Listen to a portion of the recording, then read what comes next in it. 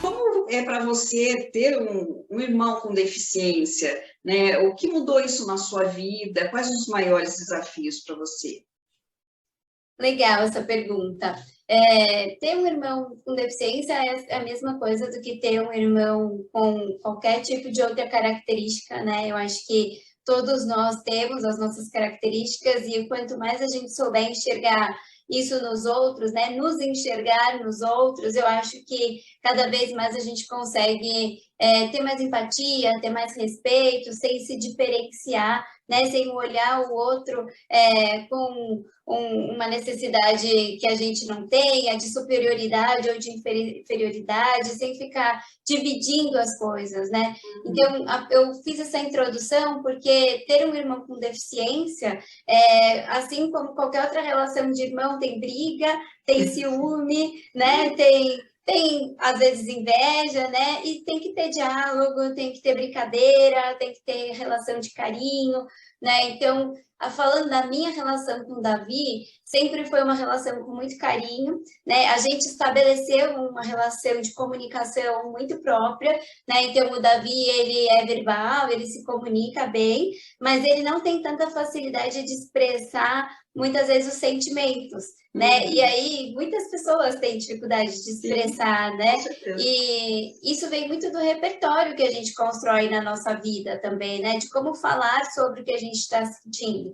Então, ele se expressa muito por desenhos, por músicas, muitas vezes, por olhares, ele é muito sensível. Às vezes eu acho que eu tenho que ficar explicando com 1000 palavras alguma coisa e ele, num olhar, uma atitude, ele já me mostra que ele entendeu muito além de onde eu quero chegar. Então, acho que ter o Davi como irmão, né, falando especificamente dele, me faz me reinventar a cada dia, assim, porque principalmente não morando na mesma casa que ele mais, né, que formas de comunicação eu preciso desenvolver para estar próxima dele sem estar convivendo? Porque a convivência é o principal, né, no dia a dia, na proximidade, assim, né, das relações, eu acho. E uma coisa que preocupa as mães que têm filhos com síndrome de Down, que é o tema de hoje, né? É o síndrome de Down e os problemas cardíacos. O que você diria para essas mães, né, que têm essa preocupação? Toda criança com síndrome de Down tem ou terá problema cardíaco? Em relação à cardiopatia congênita, o paciente com síndrome de Down tem sim maior incidência de cardiopatia congênita em relação às crianças não sindrômicas, tá? Em torno de 30% dessas crianças. Só que quando o diagnóstico é dado adequadamente, principalmente logo após o nascimento, fazendo um acompanhamento cardiológico adequado, muitas vezes tem necessidade cirúrgica, né? Essas crianças têm uma qualidade de vida impecável e não é essa cardiopatia que vai limitá-las. E você desenvolveu, você criou o AFA. O que é o AFA? Ambiente familiar alfabetizador. Porque durante esses 9 anos eu sempre via, com todas as experiências, todo o meu olhar de fazer cursos, de conhecer famílias, sempre procurei estar próximas de outras famílias.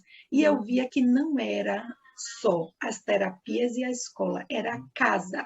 É essa casa que precisa se transformar no ambiente familiar alfabetizador, já que nós famílias, eu acredito que de todas que eu conheci até hoje, 80%, 90%, tem esse sonho em ver seus filhos lendo e escrevendo. Então, eu preciso que essa casa converse com essa alfabetização. Para quê? Para que seja prazeroso, para que a gente não canse a criança, para que ela aprenda mesmo quando estiver brincando, porque eu preciso sair na frente. Porque essa criança com síndrome de Down já está comprovado que ela consegue se alfabetizar, sim, mas ela aprende mais devagar, de maneira mais lenta e precisa ser mais repetitivo. Então, esse curso AFA que eu criei é o Ambiente Familiar Alfabetizador, para que essa criança aprenda com os terapeutas, com a escola, mas que essa casa respire a alfabetização, porque ela aprende por prazer.